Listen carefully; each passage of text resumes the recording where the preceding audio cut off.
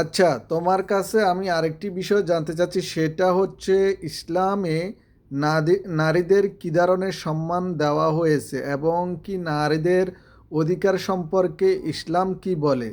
কিছু কিছু মানুষের মধ্যে বলা হচ্ছে ইসলাম নারীদের নাকি সঠিক সম্মান দেওয়া হয় না বা তাদের অধিকার থেকে তাদের বঞ্চিত করে। আসলে এটা কতটুকু সত্যি? ইসলামে নারীদের সম্মান ও অধিকারকে অত্যন্ত গুরুত্ব দেওয়া হয়েছে। ইসলাম নারী ও পুরুষ উভয়ের জন্যই ন্যায়, সমতা ও মর্যাদার কথা বলে। উদাহরণ হিসেবে নারীদের শিক্ষা, সম্পত্তির অধিকার, বিবাহ সম্মতি, উত্তরাধিকার এবং স্বাধীনভাবে ব্যবসা করার সুযোগ, এসব ইসলাম স্বীকৃতি দিয়েছে।